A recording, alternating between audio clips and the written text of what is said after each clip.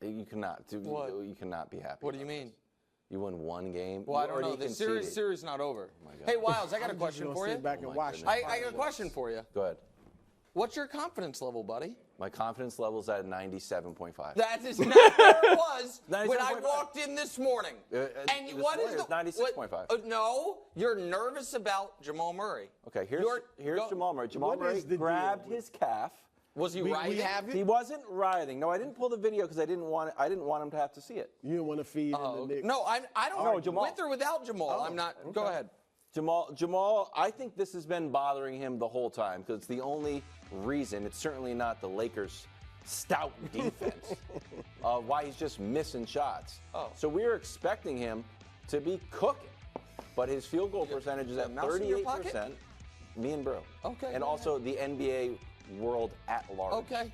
And also all of Canada. Okay. Last amongst all players with 60 or more attempts. Some of these are just like shot selection, sometimes a little bit off. He loves the mid-range game, and granted, it won the game, but sometimes.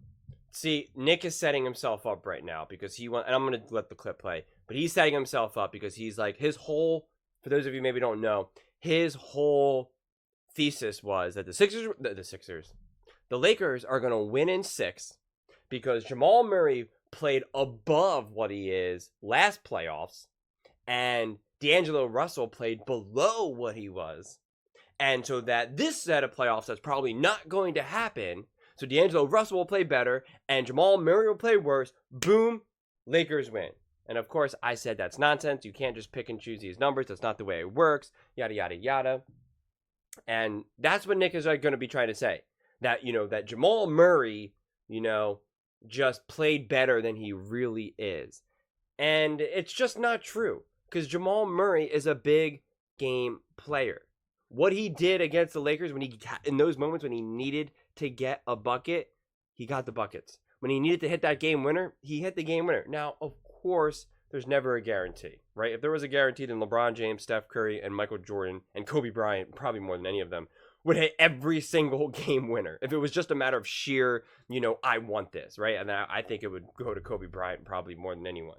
So, it just so happens, and honestly, I view the world, not exactly, but for any of you guys who watch Marvel and the multiverse and stuff like that, I see things as a lot of odds, and it just so happened that we have saw Jamal Murray make that shot, that if he takes that shot, a million times, there's plenty of times that he misses it, and that the Lakers end up winning that game, and it just so happens that we live in the world where Jamal Murray makes it. But make no mistake about it, Jamal Murray is an unbelievable player, a big game player, steps up and does what needs to be done. Now, does he have a lingering calf problem of some sort? I don't know. And if it is, it would make sense because his shooting, he is short on a lot of his shots. And again, every time you hit the rim, especially the front of the rim, which is like what he's doing a lot, that that's usually when you're either tired, you have an injury like your knee, your feet, whatever, because you're just short. You can't get the same lift. And the truth is that with basketball, shooting is such a repetitive motion, and so it's kind of like bowling in a lot of ways, where you want to kind of be doing the same thing again and again and again. Because a lot of times you're like, oh, they're short, they're tired, so just like jump higher, and it's just like not necessarily how it works. So even if you're just getting the slightest bit less lift on your jump or on your shot in general, whatever your main approach is, because like Luka barely jumps, then it's enough to just mess everything up, right? It's why you even see, and I don't like this, but you see a lot of free throw shooters, they do the thing before they even shoot. It's just to like kind of get into that plane, and it's just like, all right. And if you see a lot of players, especially when they're younger, less so maybe in the NBA, when you're trained to become a good shooter, it's what they do a lot of is you stay still, you don't move at all, because first you just have to develop, your wide open shot before you start doing any of the other fancy stuff. And it's pass, shoot, or, receive the, you're receiving the pass, shoot, pass, shoot.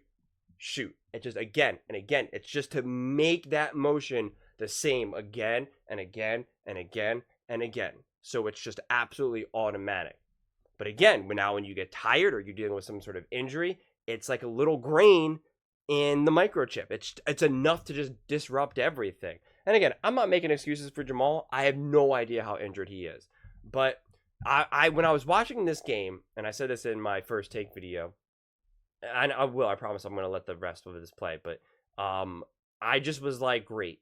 Now we're going to have to pretend that the Lakers actually have a chance at winning this series. And I was just like, man, this is going to be annoying, but I said, whatever. Now at least, it's content. I get to make videos, like whatever. But see, this is the problem. Because now you have JCT Slice, who I love, longtime subscriber. He says, Jamal's dinged up. And the Lakers have figured out a way to finally beat this Nuggets team. I actually think the Lakers win Game 5 too. He's done it before, down 3-1, so I wouldn't be so shocked at all. Stay tuned.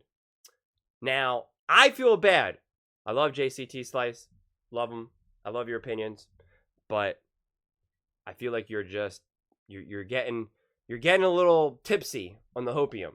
I do not think that the Denver Nuggets or that the Lakers have found a way to beat the Denver Nuggets. They had an off night. Jokic was not playing at the top of his game necessarily. Jamal Murray, he might be banged up. And if Jamal Murray is truly banged up, then I could see that making this series a little bit tighter. But if not, and Jamal Murray is just a little off, I'm just not betting on banking on Jamal Murray to, being disruptive for much longer. And also, are we banking on D'Angelo Russell now suddenly learning how to play basketball? Is he suddenly now just going to be, a big game player as well? Make, 8 threes again? I don't think so. It's like, a little turnaround jump shot. Sometimes you're just missing at the rim that are open That's shots. cogent analysis. It's not putting on sunglasses and counting off crack commandments, which is what you've been doing thus far in this series. So they won one game. I've got They this won question. one Hold on. game. Here's the thing, and this is where that's cogent your analysis.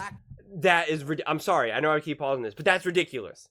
Because his analysis was, this guy scored more points and this guy scored less points. So this year, as long as this guy scores less points and this guy scores more points, the Lakers are gonna win.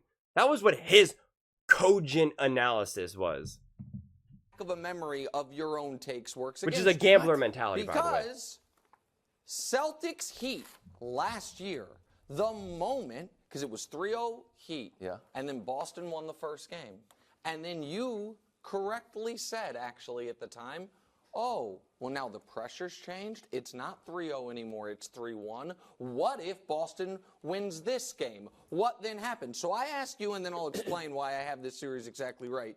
I'll ask Brew and then you guys go. Yeah, right. If the Lakers win tonight, do you think we're getting a Game 7? They're doing 3 in a row. No, that is not the question. The question is, if they win tonight. It's hard for me to answer that. Because everything to me is Jamal Murray. That's right. If Jamal Murray is out or severely hindered, but especially out, I think the Lakers actually have a very good chance of winning this series. Denver is not the same. No, Denver is not the same without. Now, I'm not saying I would pick them to overcome. I'm not picking them to do it. But if Jamal Murray is out, let me tell you how much Jamal Murray matters. As great as Jokic is, he's healthy last year, title. Yeah. All right? He's not healthy for the playoffs the year before. Lose in the first round in 5 games to the Warriors. He's out the year before that, 2021. They are swept in the second round by Phoenix. Now, these are teams that went on to go to the finals, but still. 2020, he's healthy. They get to the Western Conference Finals against the Lakers. Like Jamal Murray. Take note, you Jokic fanboys, who I've said I'm a Jokic fan, and your Embiid haters. Do you see that? When Jamal Murray is healthy, the Denver Nuggets go far. When Jamal Murray is injured, they don't go nowhere as far. Take note, because people love to talk to me about how Jokic is everything and the other players are nothing. And that take drives me insane. Is critical to this team. Now, I'm picking Denver to win this series, and I think they will win tonight. Okay, thank you. All right? My goodness. But if they don't get through this series, they will not win the West without Jamal Murray. Oh, of course. Well, and if they don't win tonight, they have real problems. Go ahead, Wilds, and then I'll explain. Well, it's a hard question for me to answer too, because it's kind of like, if I had wings and I would fly, would my wings get tired? I'm like, I don't know. It's so hard to even conceive of. I can't wrap my head around It's impossible to conceive of the Lakers winning in Denver. The last time they played, was it as close of a game as could possibly exist? Is that in what the we're NBA? counting now? Okay, good. No. The Super Bowl is close too. No, Let's run that back, and I guess put Brock Purdy in the Hall of Fame. And you know 'cause what? that went to overtime. Wilds, and correct. And if a week later that game were to be played again, and I would say it is impossible to conceive.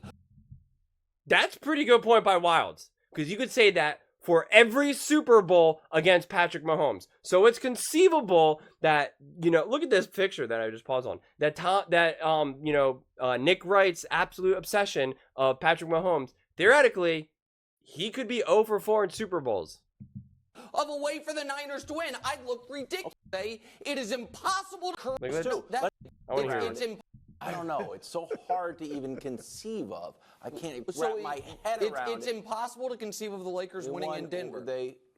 The last time they played, was it as close of a game as could possibly exist? Is that in what the we're NBA? counting now? Okay, good. No. The Super Bowl is close too. No, Let's run that back, and I guess put Brock Purdy in the Hall of Fame. And you know 'cause what? that went to overtime. Wilds, and correct. And if a week later that game were to be played again, and I would say it is impossible to conceive of a way for the Niners to win, I'd look ridiculous. Okay, good. you Well, would that's say it. that. Because You coming would up say later that. in the show, and a question you made us put in, it is literally. You're getting so mad, buddy. I'm not getting mad. I'm just correct. You're talking This about is the my Niners. this is my Let's talk correct Lakers, voice. Nuggets. This is my. They've been fighting a lot more. It's interesting. I wonder if there is trouble in paradise, or they've somehow convinced Wilds to be a little bit more, I don't want to say a little bit more, like poking the bear a little bit more. I can't think of the word right now. But I like when Wilds is more chill and just happy, go lucky, and cracking jokes. But him and Nick Wright have they've been going at it. Let's talk Lakers. Are we surprised KC are not the faves to three? It was super close. Yes. Who cares if it was close? Okay, but you said you can't conceive. It's impossible. Denver's going to win tonight. Okay. Jamal Murray is probably going to play.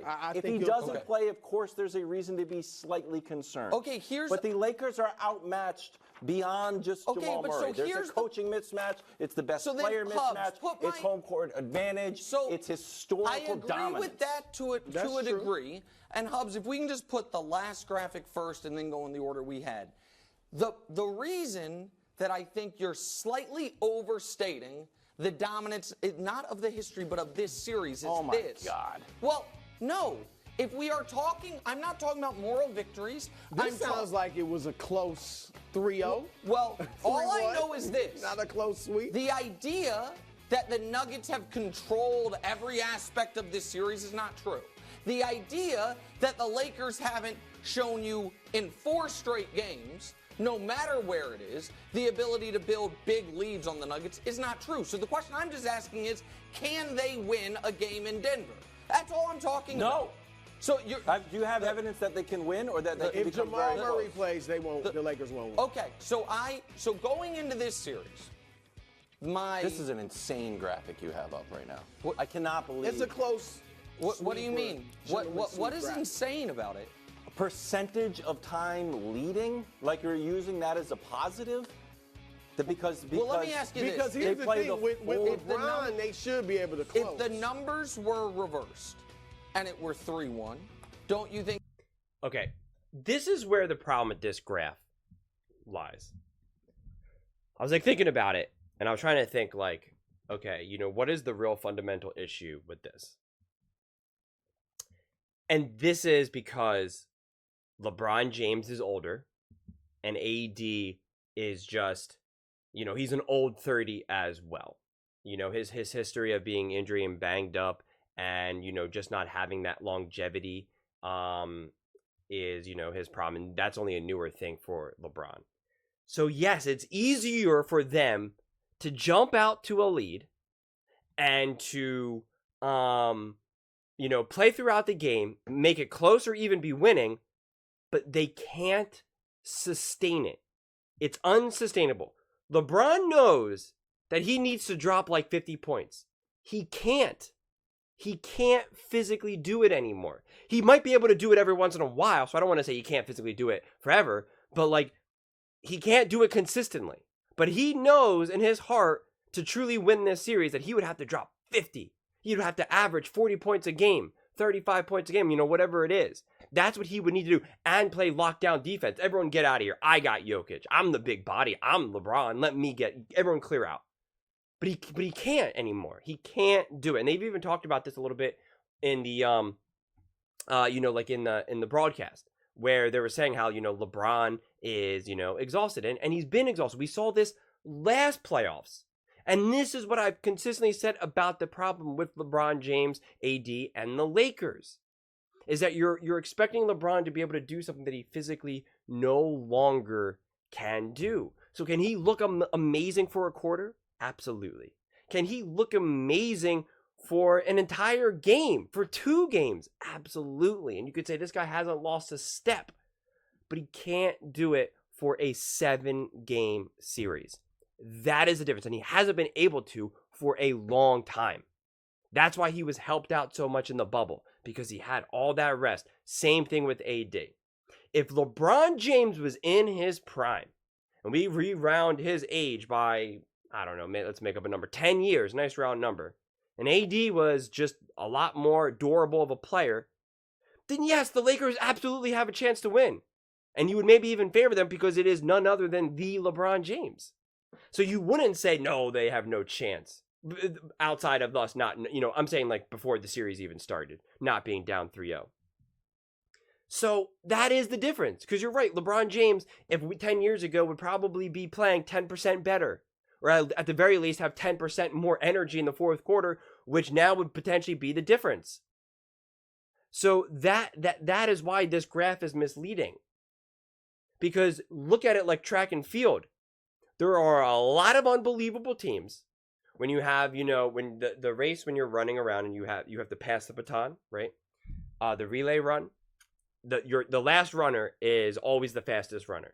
And I've been part of some track and field teams of this, where we're not winning until, I still remember, I'm not going to say his name because, just in case he doesn't want me to say it. He was the fastest kid I've ever known. And it was just like, we just need to keep it close at the very end. And then as long as we get to the end, he'll come back and win it for us. And there was plenty of times that we were nowhere near first place. And then as soon as he got it, he just raced past everyone. That's what the Lakers with LeBron James and AD are like. So this graph is incredibly misleading. And to me, this was what reeks of like a degenerate gambler. I'm not saying he is I'm not saying he's a degenerate gambler. I'm not. I know I rag on Nick Wright a lot. I really enjoy him. I enjoy this show. I love this show. But like, it seems like a desperate gambler, let's say. That's a little bit maybe a nicer way to put it. A desperate gambler. By constantly trying to do the math and crunch the numbers. Well, look at Jamal Murray. He scored like an extra 10 points against the Lakers last season and compared to any of the other series. And, D'Angelo Russell played really bad relative to any of the other series. That's not going to happen next time around. So therefore, the Lakers are going to win. That's cooking the books. That's trying to convince yourself something that's not there. And we see this. If gambling was that simple, where it was just basic math, look, they lead 73% of the time. And it's tied 5%. So for 78% of the game, they can win. I like those odds. I mean, if you would bet on anything, if you knew that you had a 78% win rate, it doesn't work that way. That is not how it works. It's just not. So he's too number focused because Nick Wright is incredibly smart. Very, very smart. But I think maybe his lack of sports background and his lack of actually probably playing true competitive sports, I think he then lacks in the eye test and just other sports instincts. So he relies on the math. And if it was just math, Wall Street, I mean, like the big guys in Wall Street, the billionaires, they would all be expert gamblers. It would just be nonstop.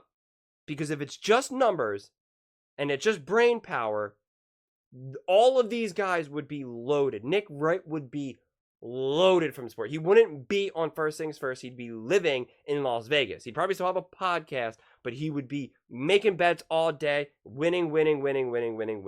But that's not how it works. So these numbers can seem convincingly, but it is just not the whole story. That's why you have to think about it a little bit more clearly. I think that would be more evidence as to why Denver is in full and total control. If the Lakers, let's just say the Like a Lakers, Celtics margin of victory thing, sure.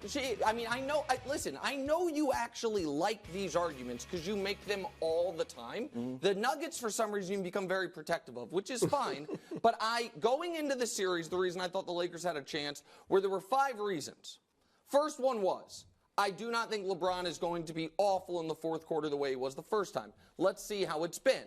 LeBron in the fourth quarter this year, only Anthony Edwards has been better in the fourth quarter of these playoffs, or at least more points. Besides Missing a game-winning shot, No, he's played great. He's been great, but they still are getting He had a snapped. game-winning shot, and he missed it. But other than that, sick. I agree with all that, Sick Wild, performance. but it's about projecting tonight. Okay. I'm not giving an MVP out. I'm asking I asked this about question about whether or not you have reason to believe the Lakers can win tonight. The second reason that I had was D'Angelo Russell going to be the worst player in the playoffs? Now, he hasn't been. He's been good one game, okay another, and bad twice, as opposed to 0 He scored for 4. 0 points the the one next game. one was Jamal Murray. You can say nobody thought Jamal Murray was going to cool off, but I remember saying he wasn't going to have the best series of his career. The next reason were the Nuggets going to shoot better from 3 than any team playing against LeBron team in a decade? I said I don't think so. And how has that worked out? And the last one was, are they going to miss Bruce Brown, their only bench contributor? Well, that's the entirety of their bench. That playing 47 minutes a game, which means basically one of their 5 spots, and they're giving them 11 points and shooting 30% from the field. So I say all that to say this. The idea that a series the Lakers have led for 75% of the time, that the swing game came down to literally a buzzer beater, that you are saying it's impossible, and Brew, I think you agree with me. He's saying it's impossible the Lakers win tonight. I'm saying that's ridiculous. And when we play, I just reject the argument because it's an argument that you wouldn't allow me to make to you. About what? About the Super Bowl, where it's like football and basketball are different sports. I know under different contexts. I mean, look. I think there's one. Like I said, That's anger. To make to you. About what? About the Watch Super this. Bowl, where it's like football and basketball are different sports. I know under different contexts. I mean, I want to pause this real fast. Hopefully you guys made it this deep. Do you guys think that there's something potentially going on between Wilds and Nick? Because this has been building now for a while. And I know Wilds sometimes, they get heated and he still has a smile on his face because he's an actor at heart and a pro. But, this seems more genuine. This show has progressively gotten a little bit more heated, a little bit more undisputed and first takey than it originally was. So I really want to know, what do you guys think? Because I don't love it personally. I don't mind watching Nick get flustered, and I like that Wilds is calling Nick out for his inconsistencies because he's absolutely right. But I don't know. I think there's one. Like I said, to me, it's Jamal. That's the only. If Jamal Murray, if there was no report that he's questionable, if we thought he was fine, I would not think the Lakers have much of a chance to win tonight. don't have a chance. Not at all. But see, now that's the end of the clip. But I want to call Brew out real fast because that's not fair. Because we know that Joel Embiid has been questionable and injured in all of this, and he's saying, well, you still need to find a way. Well, then why do you not give that to Jokic and the Nuggets? Or just Jamal Murray to just find a way? So that's the inconsistencies that drive me crazy. And I'm sure the more videos I make and the more I talk, I'll accidentally be inconsistent. And then if I am, please, let me know, keep me in check. I don't think I am. I think sometimes it's hard to explain every single point you can. So naturally you leave certain things out or you skip certain topics and videos, which can then maybe give that an appearance. But today I just did the video about him talking about Joel Embiid needs to find a way, yada, yada, yada. But then also admitting that half his face is paralyzed and how his knee is messed up. And now Jamal Murray tweaked a calf, and that's enough now for Jokic and the Denver Nuggets to potentially blow a 3-0 lead. I just, why is that okay? But it's not okay for Embiid. That doesn't make sense. And again, Wilds is saying, why is it okay to say, hey, these teams never had a chance, or that they, hey, let's run it back, and there's a good chance that the Eagles beat the Chiefs in the Super Bowl. The 49ers beat the Chiefs both times, one with Purdy and with Garoppolo, if things unfold a little differently. And Nick Wright is rejecting that, rejects that argument for football, but does not reject that argument for basketball. And he says they're different sports. Yes, they're different sports, obviously. But there's also a lot more similarities than people realize, especially in the final couple minutes of a game. Everything becomes so situational, very play by play, that it's a little bit easier to see that in football because it's concrete drives. You have first down, second down, third down, and it's a little bit different with basketball, but there's more similarities than people give credit to. But those are just my thoughts. This video took a weird turn. I was not expecting this at all. But those are just my thoughts. I would absolutely love to hear yours. Do you think that the Lakers are still alive? Do you think they have a chance at coming back? A part of me actually really wants to see it now, especially if Jamal Murray goes down, just to prove the people who are obsessed with Jokic and who hate Embiid. But I do believe that the Nuggets will find a way, with or without Murray, but I think it definitely is easier, of course, with Murray. Let me know in the comments below. I read every single comment, so whether you agree with me or disagree with me, either way, let's get in some discussions, let's get in some fights, but ultimately, let's just have some fun. And please do consider subscribing. We are building an amazing community here, and I would absolutely love to see you part of it. I want to build something that we all genuinely feel connected to, something that we're really excited to be part of, and I think we're well on our way to doing it. And please don't forget to give this video a thumbs up, as it really does help with the visibility and the algorithm. Thank you so much, and see you next time.